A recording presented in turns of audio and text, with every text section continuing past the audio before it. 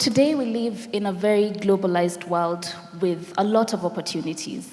But finding these opportunities requires a certain, as a French would say, je ne sais quoi, to thrive or to really find these opportunities. And so in this conversation, we want to dive into what it takes to unlock these opportunities, whether it's career or whether it's business or education. Our panelists will share insights on how to identify and capitalize on these global opportunities. All right, so to start us off, Mackenzi, I'd like if you could introduce yourself and tell us a bit about yourself. My name is Mackenzi Muthusi. I work for KPMG right here in Nairobi. And I am a consultant and also a mentor. I am a director in an organization called Endeavor, which is a scale-up ecosystem player. I've seen some familiar names here, some familiar faces, but it's a pleasure to meet all of you and definitely looking forward towards this conversation. Thank you. Good morning, everyone. So my name is Samantha Nakirya, but you can call me Samali. I live in London, but I'm originally from Uganda, and I do ESG in London for Transport for London, but my background has been doing it for property developers across the UK, but it's also international. And yeah, just how ESG can support your business and tap into a new market. My name is Alice Njoroge. I am a data and analytics profession. I currently work for Google in the UK. I'm currently doing measurement and analytics in the advertising space. Prior to that, I worked in Kenya. I've done a couple of stints in different industries. I used to work at Uber Kenya right before Google, and I've also worked in the research space as well. All right, thank you. So all of you have a lot of experience in Kenya and also abroad. We'll start with you, Mackenzi. What are some of the trends that you are seeing in international markets that present significant opportunities for Africans who want to go abroad? Yeah, I'll speak to both, those who want to go abroad and those who want to come back.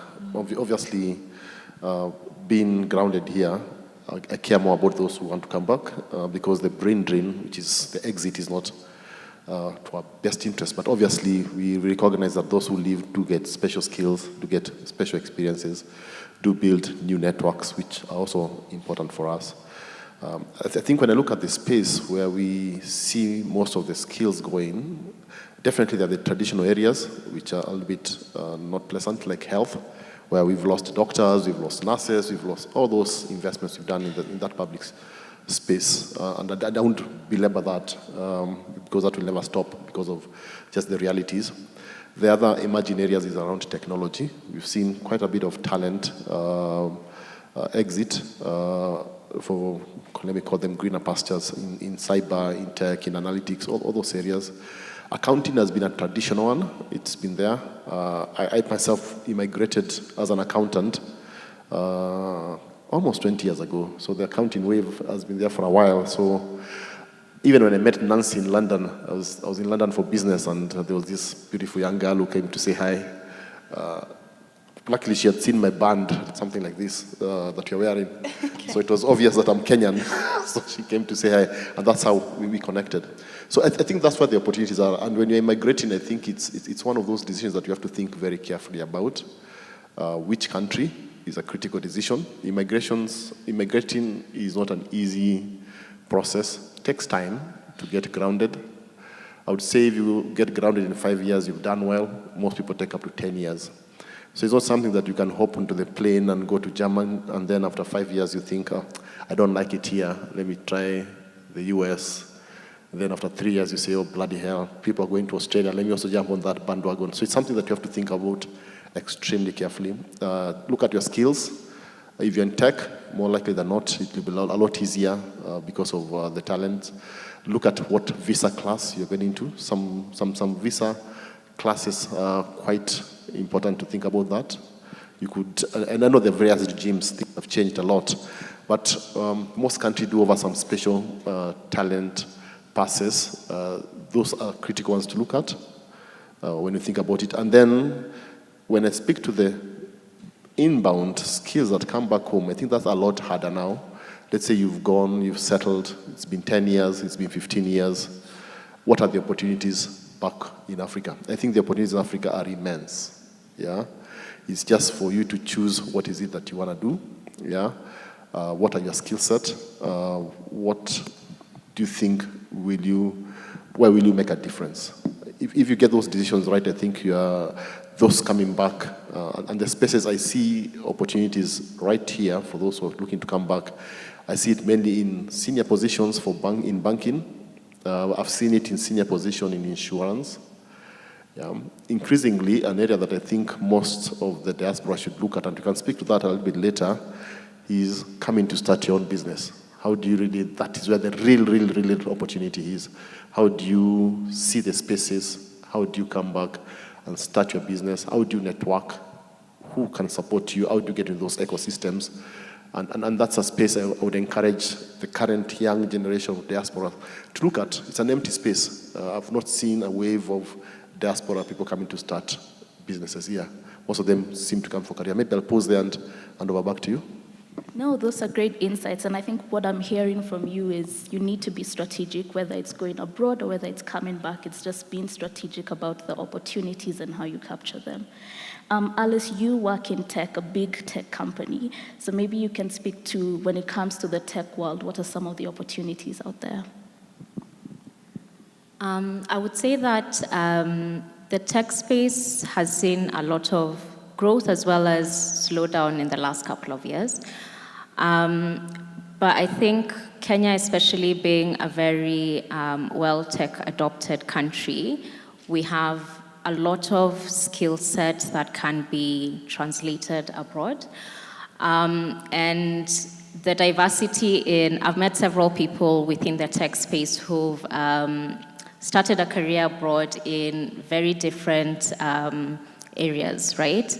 So I think one thing that sets us apart as well is our education system. I know there's a lot of love and hate when it comes to the Kenyan education system, but given how difficult it is, to be honest, I think it still does give us such an edge when it comes to our skill set and transferring that abroad.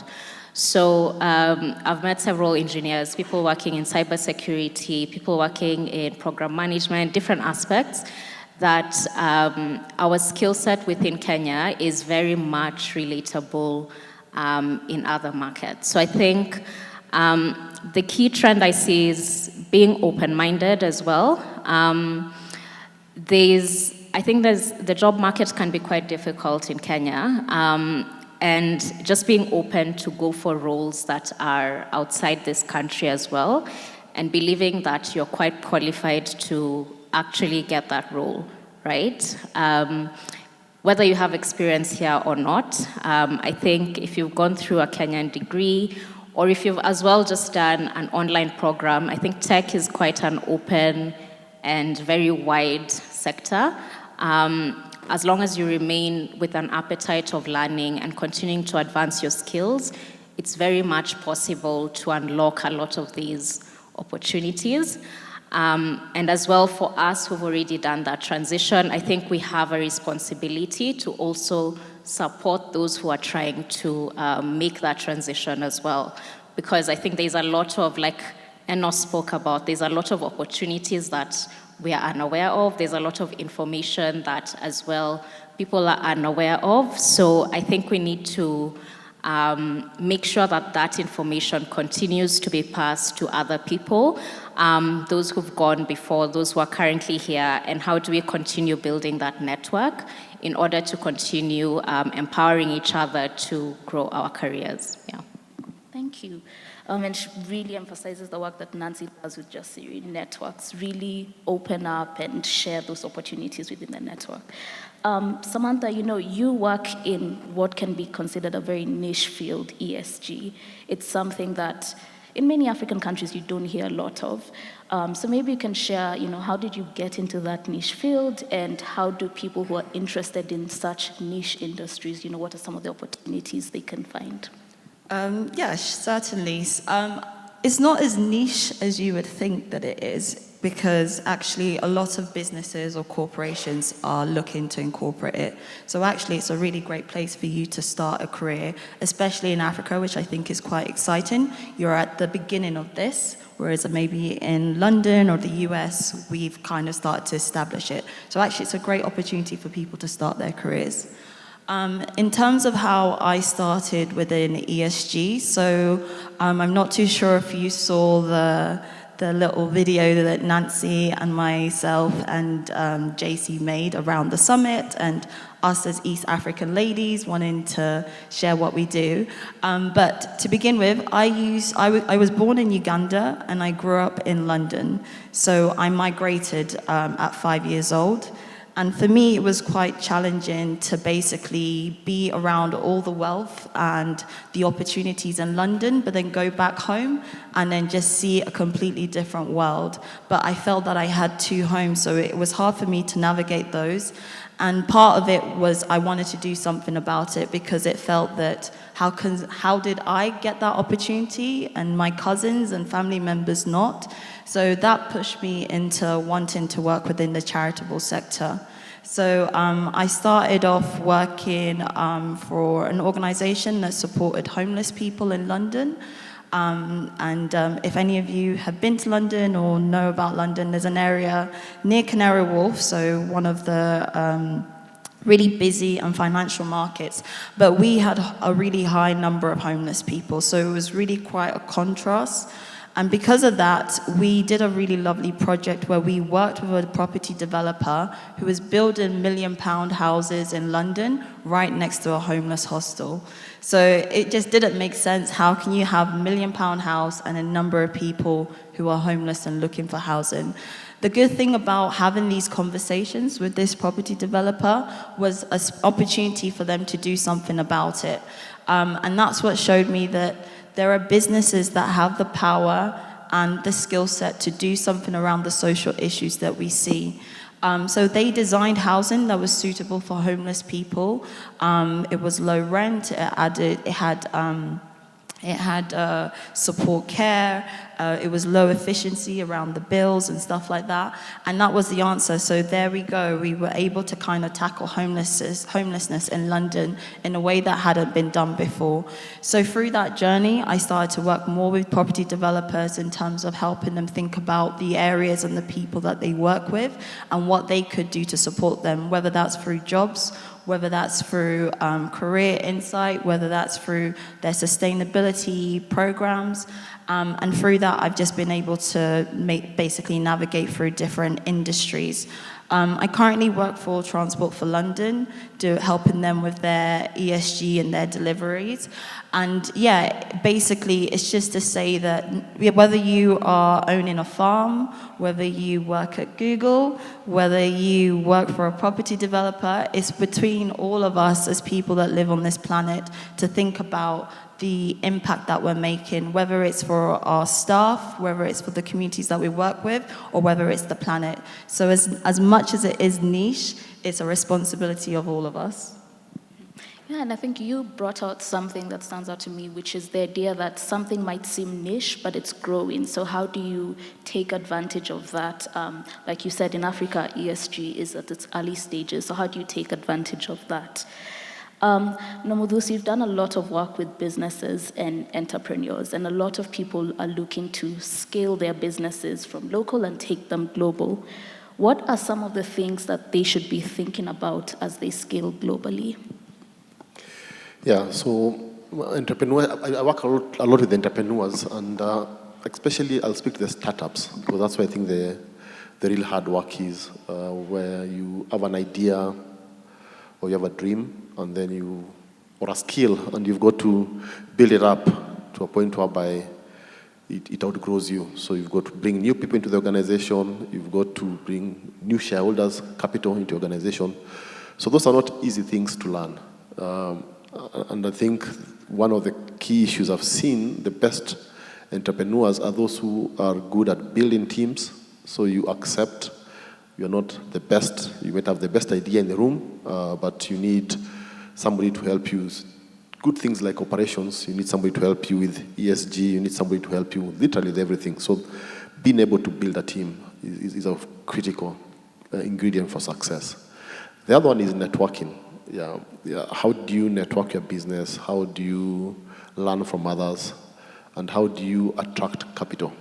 How do you tell your story?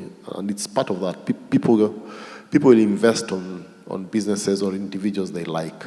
And it's not personal, that's just the reality.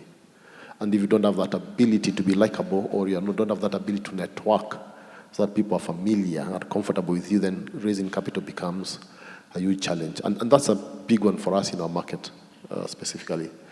Most of the capital, if I was to speak to, in 2022, in Africa, VCs and startups, in the VC space, startups raise about $3.3 billion.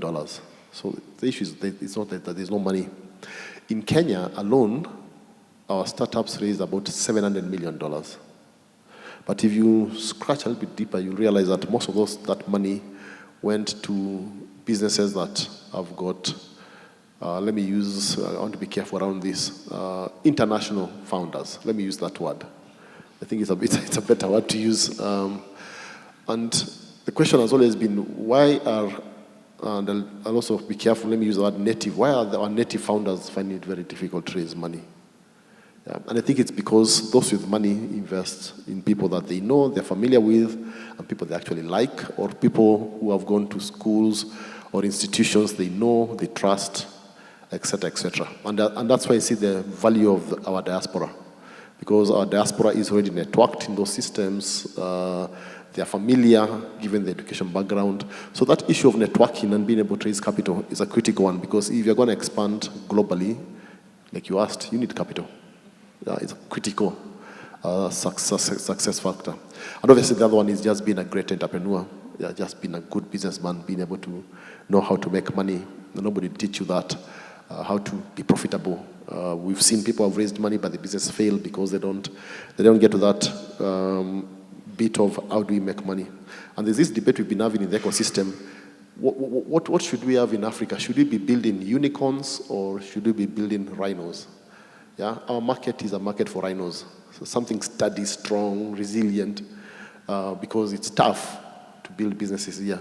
It's a lot easier to build a business in the US, I can tell you, than it is to build a business right here in Kenya. It's a lot harder if you went to Uganda because of huge issues, systemic issues, that make it very hard to make money. I was just going to add to that point that another way to kind of differentiate yourself, and it's not just to plug ESG, it's also to say that if let's say an entrepreneur or a business was looking for something to invest, being able to differentiate yourself, and sometimes things like ESG and your sustainability blueprint or your social impact can be another deciding factor that can set you apart from other businesses. If, let's say, we're all three of us are here and we're all doing the same pitch, and he's 100 million, I'm 100 million, she's at 105, having something that sets you apart, things like ESG and looking into using those sort of concepts are another way to make you seem more attractive to people looking to invest. I like that. So one, being a good entrepreneur. Above all, just be a good entrepreneur. Figuring out how to raise capital, networks, figuring out your branding, how to stand out. And on the issue of, networks, partnerships are a huge thing on helping people, especially local businesses, scale abroad. So how can the diaspora position themselves to attract the right partners? Yeah, when I think about the diaspora, I think the biggest disadvantage that a diaspora faces is that sometimes you can get disconnected to what are the problems you want to solve. And if you want to do the business in Africa, for example, and you live maybe in the UK, you might not have the right solution for the problems that you're facing down there. And that's why maybe getting a team helps in that respect. But a good starting point, if I was in diaspora today, during my time, this wasn't possible because we all were looking for careers, jobs, etc., etc. And the world has changed. You can start a business. If I was diaspora living in London, a good starting point would be, I would like to network into the ecosystem there, just to understand what are the entrepreneurs doing there, what are the startups doing there, what is the technology that is solving some of the problems, what technology can we use to solve some of the problems that we are facing here. And that is the starting point, just getting to understand what does it really take to start a business, what is the support system available where you are to start a business, what are the networks or the mentors that you can reach out to where you are to start a business. And then you flip it the other way around. In Kenya now we've got a mature ecosystem. If you want to figure out how to start a business, if you go to start, they're here. Visit their offices, figure out what networks do they have. UK Tech Hub, I'm sure they've got a network that, although they're focused on tech, but I'm sure they've got a network. They can make referrals. Do that. Just understand and get the mentors, get people who can mentor you into the process, get into those programs. And once you have the idea, finally take the risk. Yeah, it's a risky venture. Take the risk. Yeah, so do your homework. All right, so I want to switch to careers and what it takes to build a global career. Alice, maybe can you share more a bit about what's been your experience building a global career and what are some of the lessons that you've learned? I think the key thing I've learned is consistency. And I'll speak to consistency in terms of, obviously I didn't start where I am now, and I still have ambition to go even further. But I think the key thing is to just look at your career as a very long journey. And oftentimes where you start is ideally not where you want to be.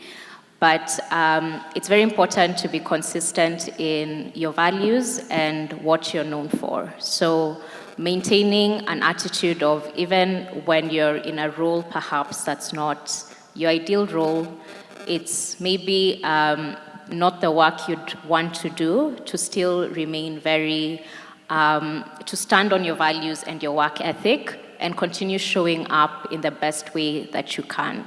And as well, continuing to push yourself and push boundaries for yourself is quite important. So even when you are, from your journey when you're starting out, remembering what you want to do eventually, and continue learning. I think our careers are quite long. We work for so long years before we retire. I mean, some people get to retire much earlier, but a bulk of people will work for 40 plus years. So it's not a sprint, it's a marathon. Remember to stay consistent in your values. Remember to continue working hard and as well build networks and support other people. I'll keep emphasizing the point around building networks and continuously growing not yourself, but growing others around you, because the relationships that we build, the networks that we have are very important in what we do, as well as just empowering the people that come after you. So for me, I think that's quite key. And even as we think about entrepreneurship that has been talked about, we need to make sure that we are also cultivating the ecosystems that support ourselves, right? So creating spaces where people can learn, such as these, is quite important. And also not just operating in silos as the diaspora or as people in Kenya, but maintaining those networks that we can continuously learn from each other, as well as continuously bringing other people on board to spaces that you think can benefit them is quite important. I really like that, building that consistency and putting in the work. Samantha, beyond being an ESG specialist, you're also the co-founder of AFFCAD. Yes. Can you maybe share more about that, and then also tell us how have you leveraged your global networks to create local impact? Wow, great question. So yeah, AFCAD, it is a Ugandan-based charity that supports young people in Uganda's largest slum in Bwaize. And they were doing amazing things. They managed to do like slum tours, and people were flying in after they did their guerrilla trekking in Uganda and went to do a slum tour. But they liked it because it was very rich in culture. It helped people go to the real nitty-gritty and feel like they were having a real experience. So a friend of mine, we went to school together, and we were like, how do we support them? How do we share that work that they're doing so that they can grow? And that's how we set up AFCAD UK. So we were linking people in London to the organization in Uganda, being very strategic and specific around it. And then we were working with schools. We released the music. We released the song that was on iTunes. It was #1 on the world music charts. And it was just a way around connecting people that wanted to do something. A lot of people donate, they just let the money come out their salaries, but they don't really know what's happening on the ground. So that was what AFCAD was all about. It was a connecting people in London to an organization in Uganda, especially people that wanted to do something about things. And yeah, it was just finding an organization that linked in terms of your morals and what they were doing, and yeah, sharing it with the audience in London. That's great, and that speaks to, we have a lot of treasures, a lot of great things in Africa, and so how do we package them, as Enos said? How do we change the narrative so that other people can see it as an opportunity? So we're about to wrap up. If you have any questions, we'll be taking a few questions. But just as we wrap up, to all of you, what is one key piece of advice you would give to people here, who are looking to make a lasting impact abroad?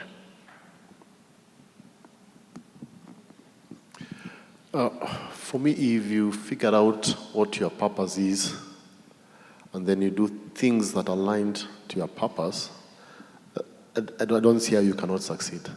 Yeah. So just figure out why are you here. What's your mission in planet Earth? Once that is figured out, then do things that really support that greater purpose. Yeah, and I would say once you have that purpose, it's being able to network and speak to people.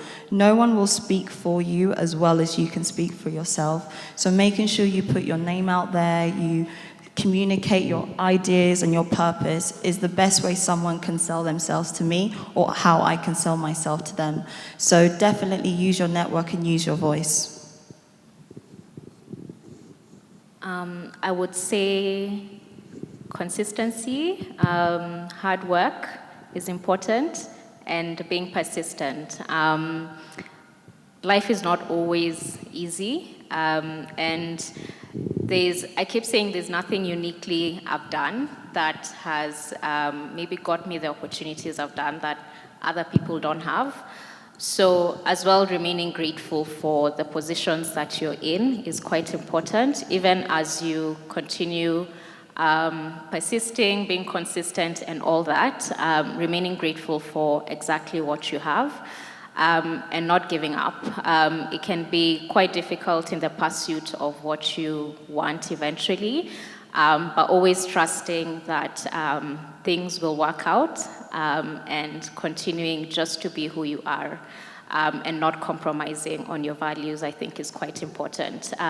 Abroad might not be for everyone, but even as you build your career, whatever way that might look like, I think always being grounded in your values is quite important and will get you quite far.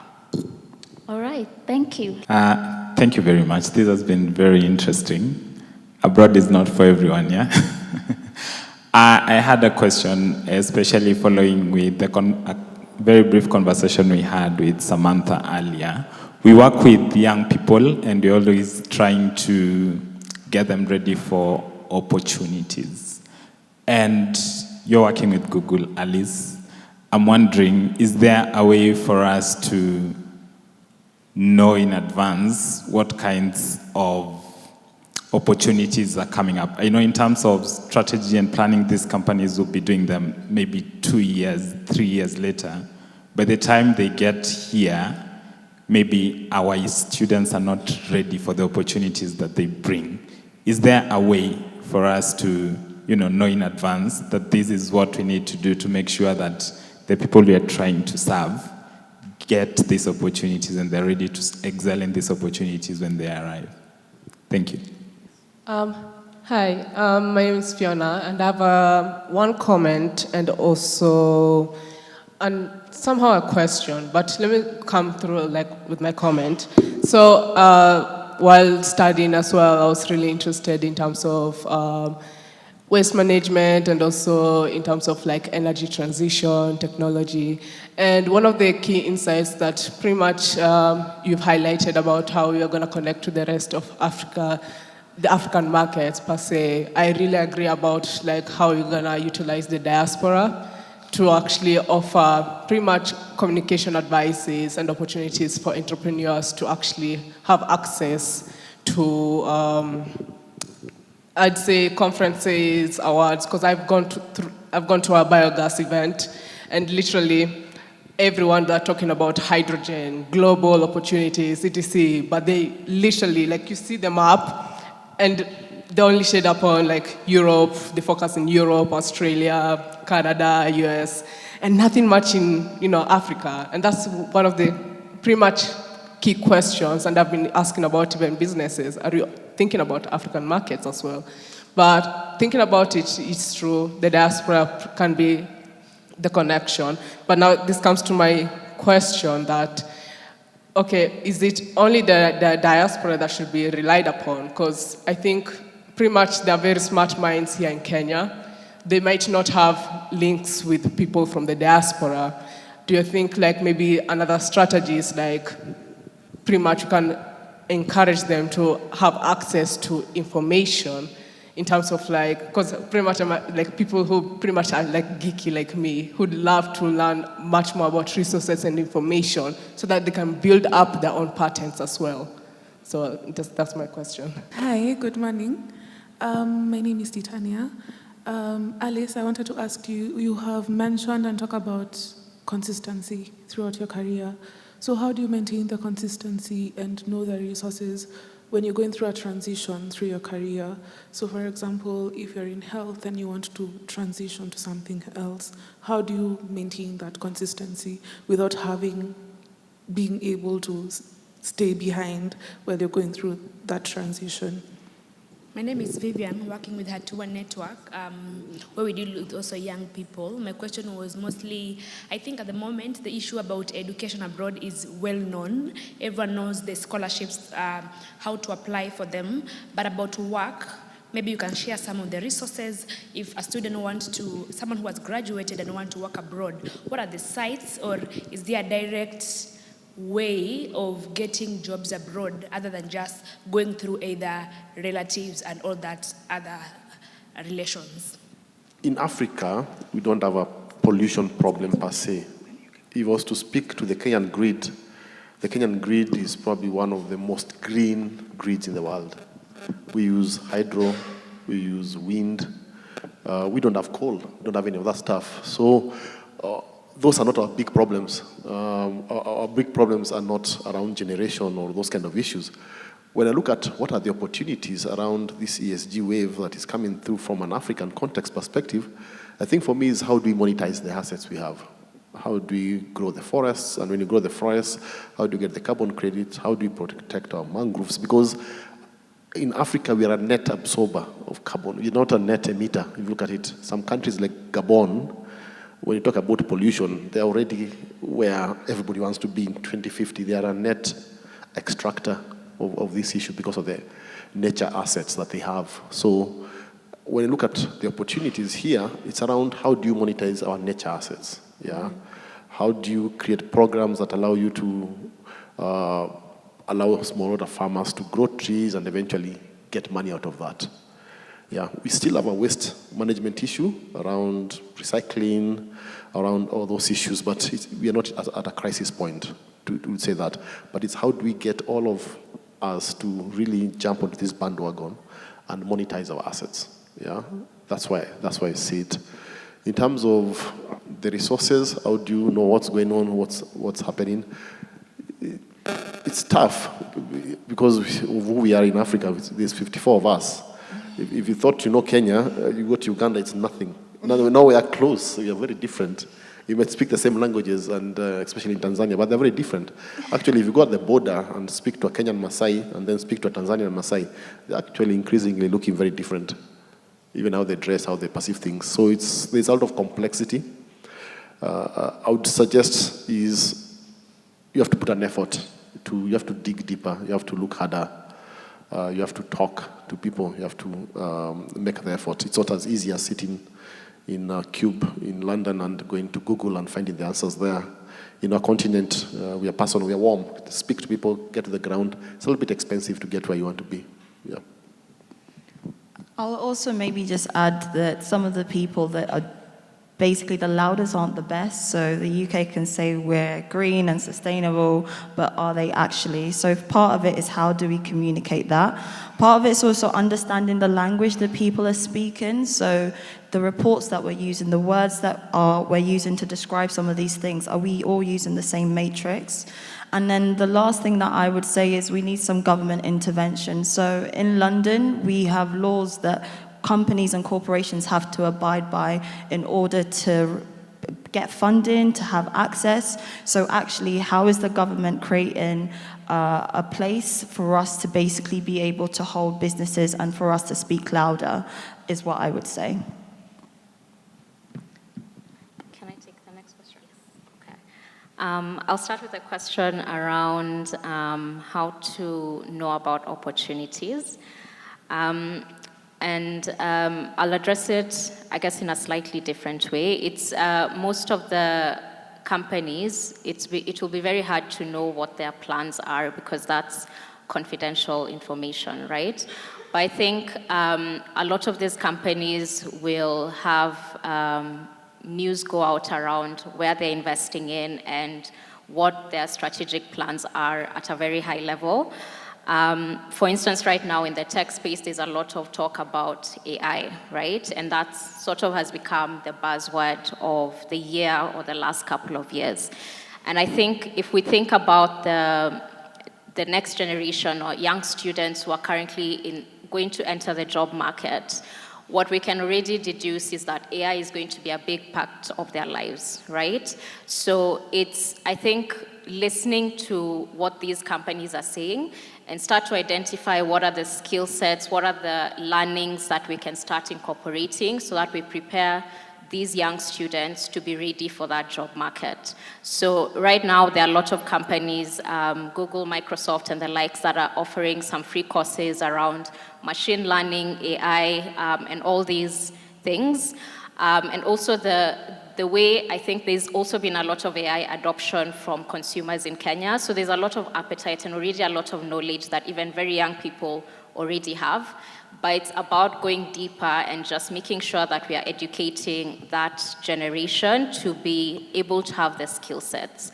And I think with the ease that tech is bringing for a lot of countries who previously were left out of these like development is that it's now evening out the spaces, right? So the access to technology is really going to be crucial for the next generation and making sure that given how they're using technology very much in their daily lives, making sure that we are going deeper than like just social media, going deeper than that chat boxes that people are using, and making sure that we are now educating them to use these things in their daily lives and eventually in their workspaces.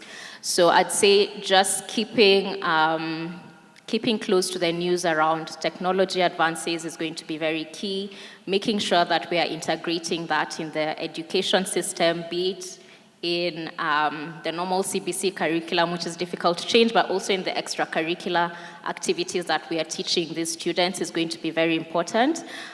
Just beyond the books, smartness is, I think that's going to be a key differentiator, Then the question on consistency. So I think how I'd say is consistency, I mean it in quite a different way. I think in the current landscape, we are going to change careers quite a lot. So it's, I don't mean consistency in the matter of sticking towards one path.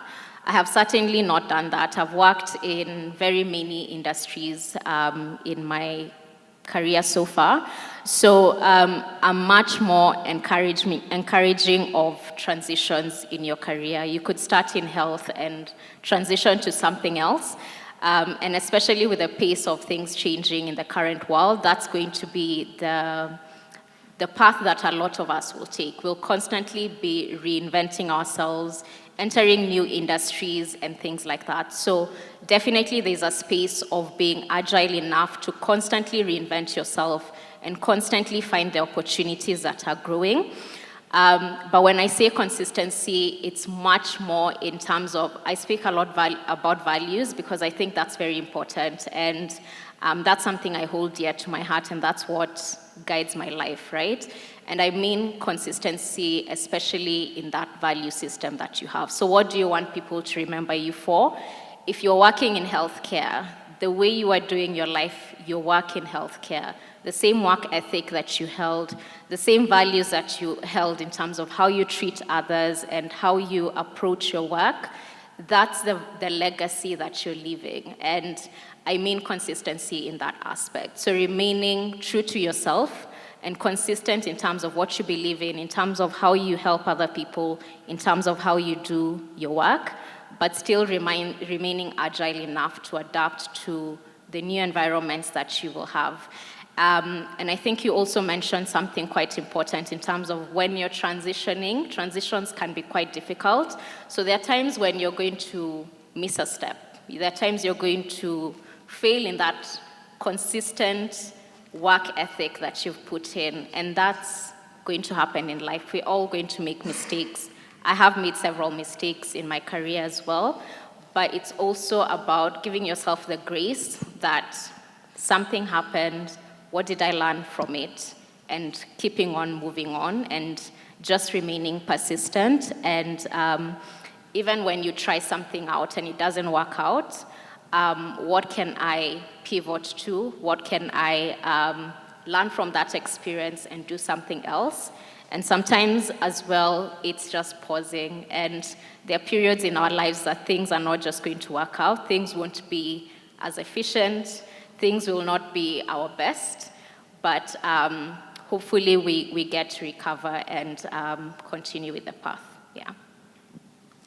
All right then, thank you so much. That was very insightful, and I hope that you all got something from that session.